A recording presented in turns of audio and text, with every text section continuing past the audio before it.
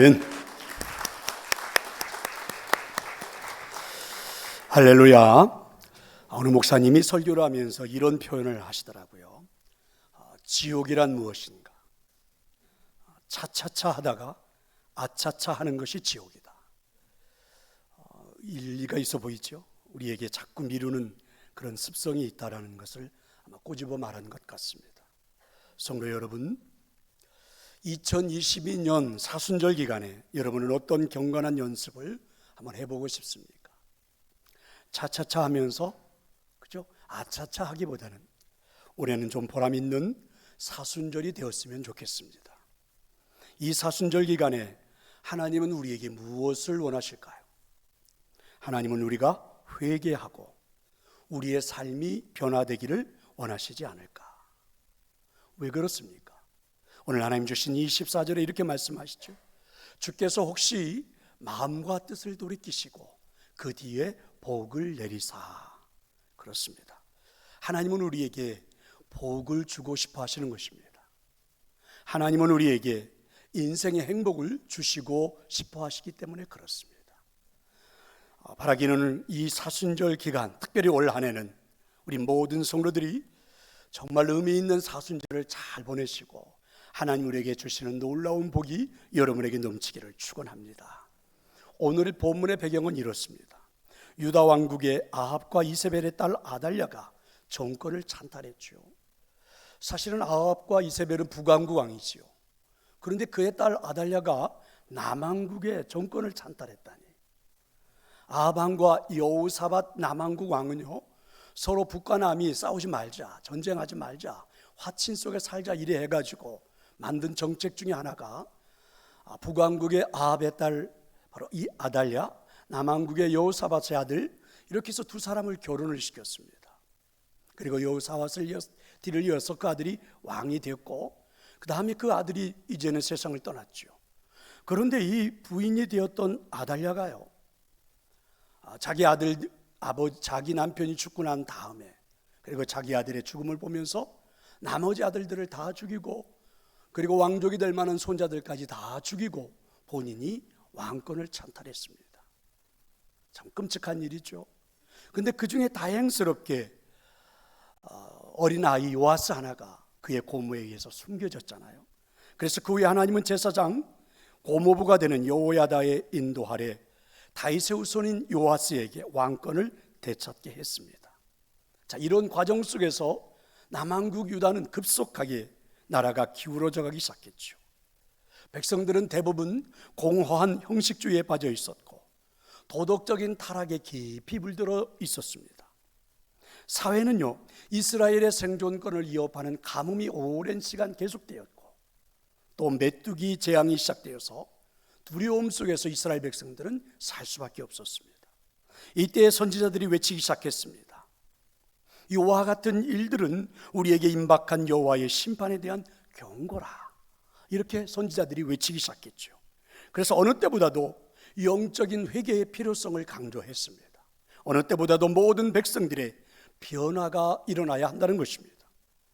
특별히 오늘 본문의 요엘 선지자는 이런 하나님의 마음을 알고 있기에, 그리고 백성들을 보면서 얼마나 간곡하게 외쳤는지 모릅니다. 금식하면서 울고 애통하고, 그리고 마음을 다하여 하나님께 돌아오라고 말입니다.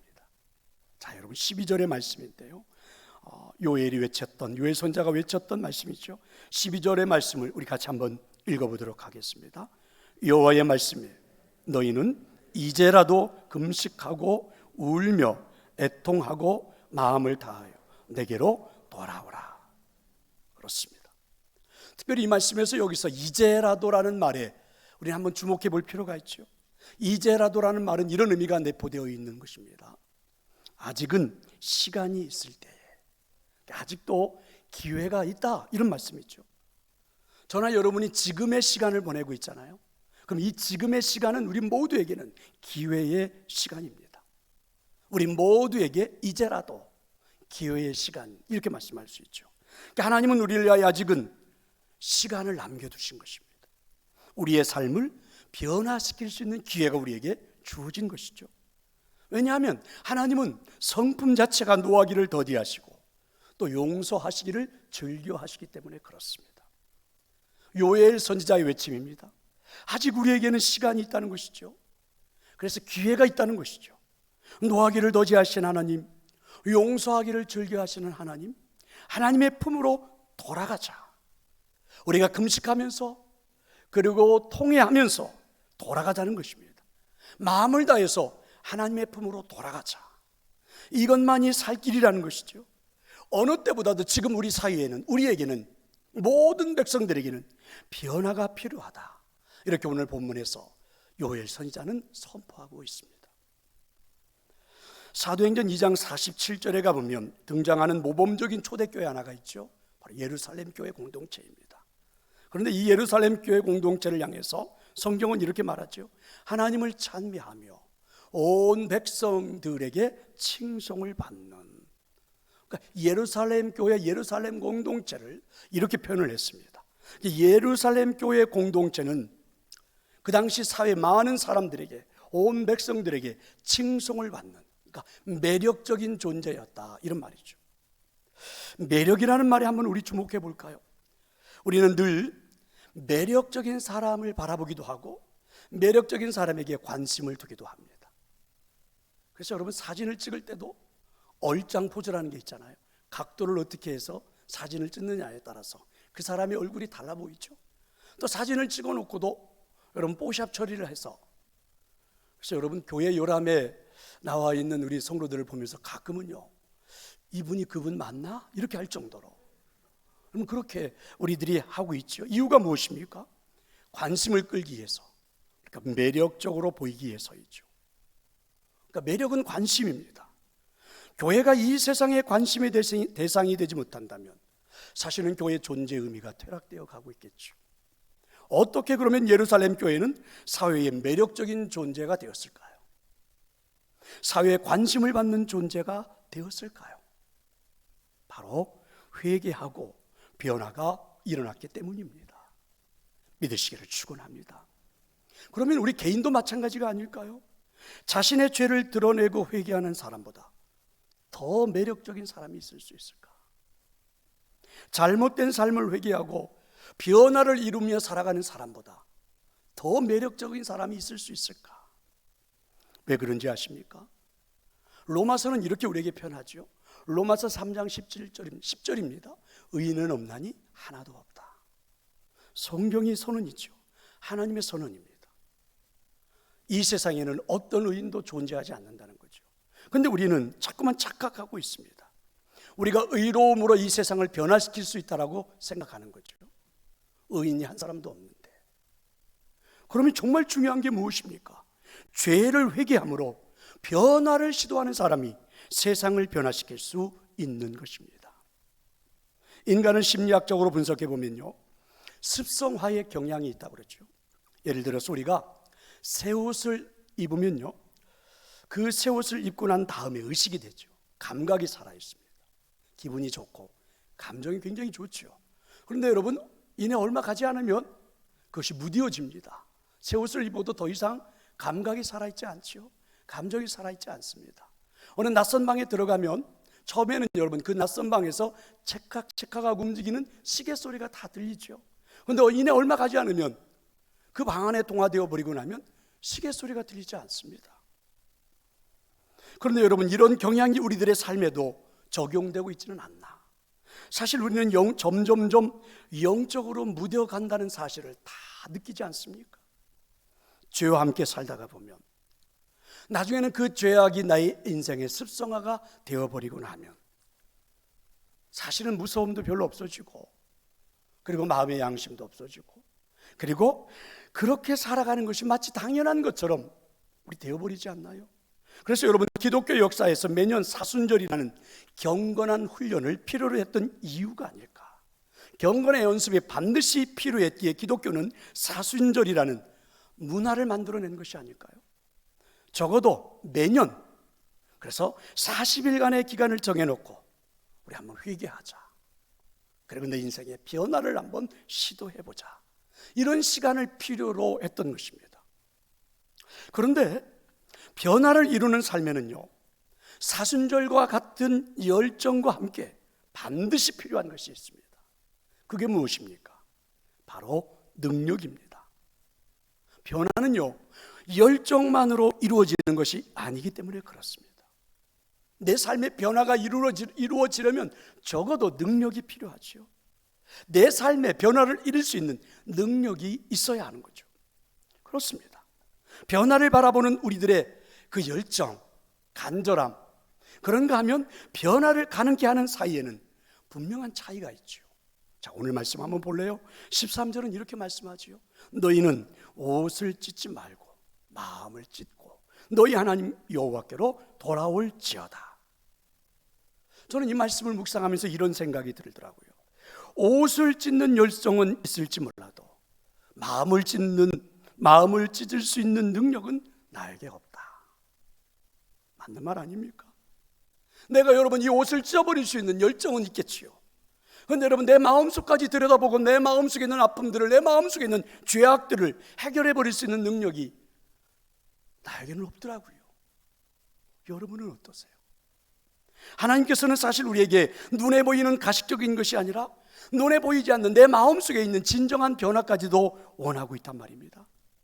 그래서 우리가 옷을 찢는다고 해도 나를 보고 있는 사람들에게 내가 지금부터 변화를 시도하겠습니다 이렇게 말한다고 할지라도 아무리 외쳐도 변화시킬 수 있는 능력이 나에게 없다면 아무 소용이 없는 것 아닙니까? 우리가 가장 많은 실패를 경험하는 것이 있죠. 다이어트, 담배를 끊겠다, 술을 절제하겠다 시도하지요. 그런데 여러분 이렇게 이것을 시도하는 데서 나온 말이 있잖아요. 작심삼일. 그래서 어떤 사람은 이렇게 말하더라고요. 1년에 우리가 작심삼일을 100일만 하면 100번만 하면 해결할 수 있다.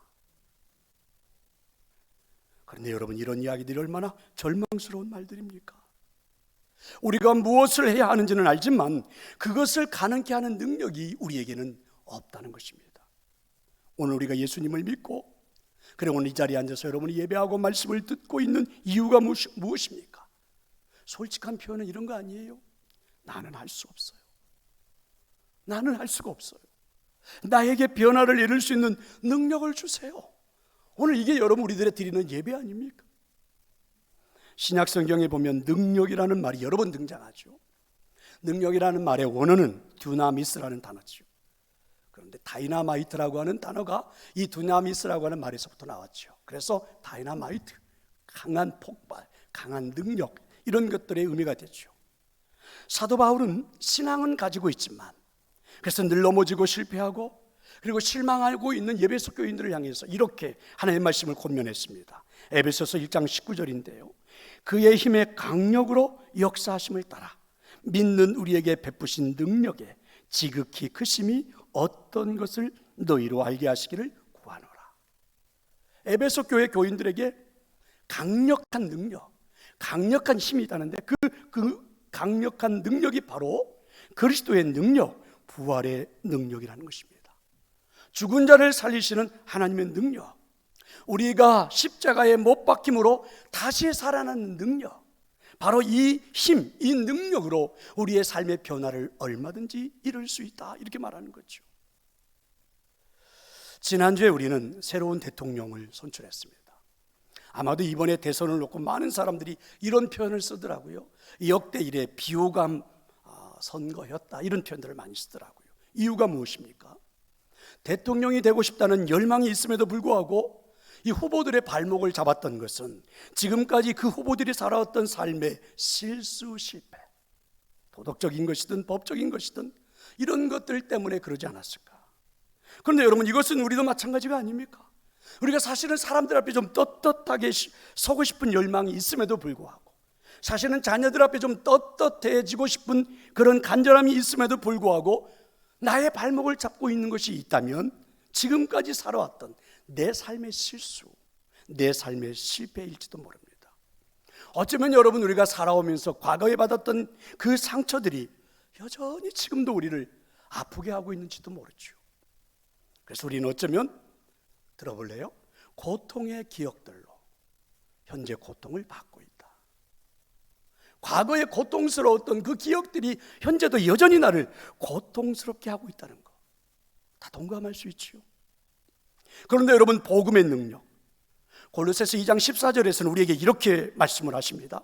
우리를 거스리고 우리를 대적하는 의문에 쓴 증서를 도말하시고, 아멘, 제하여 버리사 십자가에 못 박아 버리시고, 아멘. 그렇습니다. 요에서 오늘 우리가 읽었던 2장 13절에는 이렇게 선언하죠. 그분은 은혜로우시며 자비로우시며 노하기를 더디하시며 인애가 크시사 뜻을 돌이켜 재앙을 내리지 아니하시나니. 할렐루야. 그렇습니다. 변화를 이루고 싶은 열망으로 우리는 시작을 했습니다. 자, 그렇다면 믿어야 합니다. 내게 복음의 능력이 나타나서 나를 반드시 변화시킬 것이라고 믿어야 할 줄로 믿습니다. 왜냐하면요, 하나님은 은혜로우십니다. 하나님은 자비로우십니다. 하나님은 노하기를 더디하십니다. 심판을 준비하셨다가도 뜻을 돌이키시기도 하십니다. 거기에다가 율법이 정죄하는 모든 죄악을 예수님의 십자가로 우리에게서 지워버렸습니다. 그리고 나를 받으신 것입니다. 이게 바로 하나님의 능력이지요. 이 능력으로 우리는 변화가 나타나기 시작할 것입니다. 예레미야 31장 34절이죠. 내가 그들의 죄악을 사하고 다시는 그 죄를 기억하지 아니하리라. 여호와의 말이니라. 아멘. 이것이 능력입니다. 지금 여러분의 발목을 잡고 있는, 그리고 여러분의 열망을 포기하게 하는 가장 큰 원인이 무엇입니까? 과거에 우리가 살았던 삶에서 지었던 무거운 죄악들이죠. 여전히 우리의 발목을 잡고 있는 것은 옆에 있는 다른 사람의 과거를 내가 알고 있다는 것이죠. 그 사람의 과거를 기억하고 있다는 것이죠. 그래서 얼마나 우리가 괴로운 일인지 모르죠. 그래서 여전히 우리는 과거의 그 악의 습관에 여전히 그대로 살아가고 있는 것 아닙니까? 그런데 하나님께서 선언하셨습니다. 여러분의 무거운 그 짐뿐만이 아니라 누구의 죄도 하나님 앞에 자복하는 자들의 모든 것을 하나님은 잊어버리시겠다, 이렇게 말씀하십니다. 다 사해 주시고 기억도 하지 아니하시겠다고 말씀하십니다. 믿으면 아멘 합시다. 그럼에도 여전히 나의 발목을 잡고 있는 것이 있다면 그것은 어둠과 사단의 세력이겠죠. 이와 같은 하나님의 능력이 지금 우리 앞에 있는 것입니다. 자, 이 능력을 어떻게 사용해야 합니까? 이 능력을 어떻게 사용해야 합니까? 모든 죄를 사할 수 있는 능력, 바로 예수 그리스도의 십자가의 사건, 내가 그들의 죄악을 사하고 다시는 그 죄를 기억지 아니하리라, 하나님의 능력이 지금 내 앞에 있고, 언제나 우리에게 자비를 베푸시는 아버지의 사랑이 지금 내 앞에 있어요. 이것이 능력입니다. 여러분, 이 능력을 어떻게 사용하고 싶습니까? 이 능력을 어떻게 사용하고 싶으세요? 저는 여러분에게 이렇게 해보시기를 권면합니다. 나의 문제에 집중하지 말고 하나님의 약속에 집중하자. 아멘. 아멘. 나의 문제에 집중하지 말고 하나님의 약속에 집중할 수 있기를 축원합니다. 그렇습니다. 우리가 인생을 생각할 때 하나님의 관점에서 바라볼 수 있어야 되죠. 나의 생각이 하나님의 생각으로, 하나님의 초점으로 맞추어질 수 있어야 되죠. 내가 삶에서 결단하는 것도 하나님의 눈으로 내 삶을 바라보는 결단이 있어야 되겠죠. 그러면 우리는 고통을 바라보는 시각도 달라질 것이고, 우리들의 삶이 변해야 되는 이유도 알게 될 겁니다. 여자친구를 둔 한 남친의 고백이에요. 대학교를 다니면서 이들은 뜨겁게 사랑을 하고 또 연애를 했다고 그러죠. 그런데 이 여자친구가 자신보다 키도 크고 몸집도 굉장히 컸다고 그래요. 근데 대학 시절 정말 두 사람은 행복하게 사랑을 나누면서 그렇게 이제 학교 생활을 했다고 그러는데, 어느 날 여자친구가 다리를 다친 겁니다. 그래서 제대로 걸을 수가 없어서 이 여자친구를 위해서 이 남친이 때로는 강의실까지 업고 가든지 부축을 해서 가기도 하고, 때로는 강의가 끝나고 나면 집에 돌아갈 때에 버스를 타는 곳까지 업고 가든지 아니면 부축을 해서 가든지 그렇게 해야 할 때가 많이 있었다고 그러죠. 그런데 그 학교에는 이 여자친구의 오빠도 함께 같은 대학을 다니고 있었다고 그래요. 그래서 때로는 오빠가 이 여자친구를 업고 가기도 하고 부축하기도 하고 이렇게 번갈아 가면서 여자친구를 도왔다고 그러죠. 하루는 이 오빠가 동생을 업고 가면서 얼마나 무거운지 그냥 확 내버리고 싶더라, 이랬다는 거죠. 그런데 여러분, 이 남친은요, 그 무거운 여자친구를 업고 가면서 이런 생각을 했답니다. 내가 이 무거운 여자친구를 잘 업고 다니려면 체력을 보강해야 하겠구나, 내가 건강을 해야 하게 운동을 해야겠구나, 이렇게 생각했다고 그러죠. 여러분, 놀랍지 않습니까? 사랑 하나가 완전히요, 피를 나는 혈연보다 더 좋더라고요. 사랑 하나가. 그렇습니다. 사랑의 관점에서 보면 모든 것들이 다 달라진다는 의미겠죠. 복 있는 사람이 된다는 것 얼마나 귀한 일입니까? 여러분, 복 있는 삶을 살기 위해서 우리의 삶을 변화시킨다는 것이 얼마나 놀라운 일입니까? 성경은 우리에게 이렇게 말씀하시잖아요. 여호와의 율법을 주야로 묵상하는 자로다. 그래서 우리 보고 복이 있다고 말씀하시잖아요. 하나님의 말씀을 가지고 내 자신에 비추어 볼 수 있고, 하나님의 말씀을 가지고 내 자신을 바라볼 수 있는 자, 하나님 앞에서 변화가 시작될 수 있기 때문에 진정 복 있는 자라고 말씀하고 있습니다. 그러니 얼마나 우리가 복 있는 자입니까? 유명한 빅토 프랭클린은요, 나치 수용소에서 인간의 존엄성을 이렇게 이야기했습니다. 인간의 존엄성이란 주어진 환경에 대해서 자신이 스스로 선택할 수 있는 능력이다. 저는 여러분, 멋진 말이라고 생각하는데 이 말을 가지고 이렇게도 한번 정의해 보고 싶습니다. 신앙인의 존엄성이란 주어진 환경에 대해서 하나님의 말씀을 가지고 선택할 수 있는 능력이다. 그러면 그 복음의 능력이 나의 삶을 변화시킬 것이다. 여러분, 창세기 50장 20절의 말씀을 아십니까? 요셉이 살아왔던 자신의 삶을 회고하면서 형제들이 자신을 팔았던 그 일들을 보면서 요셉은 이렇게 고백을 했습니다. 당신들이 나를 해하려 하였으나 하나님께서는 그것을 선으로 바꾸셨습니다. 하나님의 말씀을 가지고 요셉은 자신에게 가장 불행했던 그 순간의 그 시절의 이야기를, 그 과거의 이야기를 하나님의 말씀을 가지고 해석을 해보고 나니까, 내 삶을 해석해보고 나니까는 그것조차도 기적이더란 말이죠. 신앙인의 이 권리를 누가 빼앗아갈 수 있단 말입니까?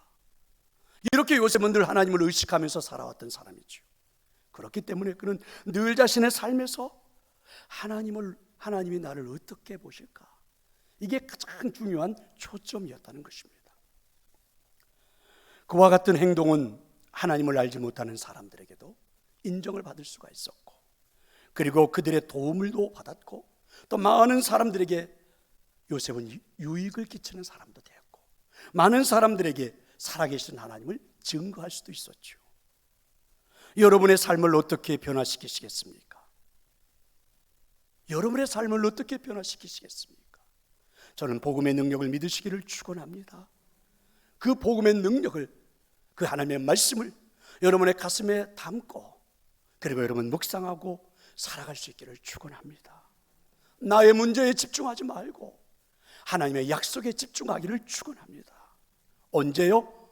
바로 right now, 지금 시작하는 겁니다. 지금 말입니다. 지금 이 자리에서, 여러분 예배하고 있는 이 자리에서 하나님 주시는 이 말씀으로 지금 한번 시작해 보는 것입니다. 여러분, 모세가 이스라엘 백성들을 구출하기 위해서 바로왕 앞에 나가서 10가지 재앙을 내린 적이 있잖아요. 그 중에 개구리 재앙을 내렸어요. 바로가 어찌할 바를 몰라가지고 모세를 불러서 이야기합니다. 재앙을 좀 떠나게 해달라. 그래서 모세가 바로왕에게 이렇게 묻잖아요. 언제 이 재앙을 멈추게 해줄까요? 그랬더니 바로가 대답하기를 내일이니라, 이렇게 말을 했습니다. 저는 이 부분이 굉장히 궁금했습니다. 아니, 지금 온통 모든 삶의 개구리가 천지입니다. 잠자는 자리에도, 밥을 먹는 자리에도, 앉아있는 처소에도 개구리가 득실돼서 생활을 할 수가 없어, 살 수가 없어요. 그게 지금의 현실이거든요. 그런데 여러분, 왜 그 개구리를 내일 없애달라는 것입니까? 지금 없어져야지. 왜 지금 그 개구리를 없애달라고 하지를 못하고 내일이라고 말을 했는지 도무지 이해가 되지를 않아요. 그렇습니다. 내일이 아니에요. right now, 지금 이 시간입니다. 지금. 여러분 스스로 너무나 잘 알지 않나요? 시간이 지나면 우리들의 결심도 무의미해지고, 내가 여러분 결단했던 것도 시들해지고, 잘 알지 않습니까? 그래서 변화는요, 회개는요, 지금 하는 겁니다. Right now. 지금 시작할 수 있기를 축원합니다. 20세기 초에 미국 서부의 작은 도시에서 일어났던 일입니다. 어느 날 10살 정도의 남자아이가 $1를 손에 꼭 쥐고 거리에 있는 상점마다 들어가 이렇게 물었습니다. 안녕하세요. 혹시 하나님 파세요? 하나님을 파시나요? 이 황당한 질문에 가게 주인들은요, 안 판다고 말하든지 아니면 장사를 방해한다고 생각해서 매몰차게 이 어린아이를 쫓아낸 거죠. 하나님을 사겠다고 들어온 아이를. 이렇게 해서 이 아이는요, 하루 해가 거의 기울어가는 시간까지 그 거리에 있는 가게들을 다 돌아다녔습니다.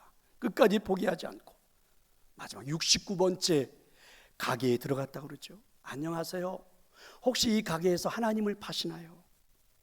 그 가게 주인은 70이 가까이 오시는 할아버지 한 분이 있었다고 그랬죠. 그러자 이 아이 노인은 미소를 지으면서 아이에게 물었습니다. 얘야, 하나님은 사서 무엇 하려고?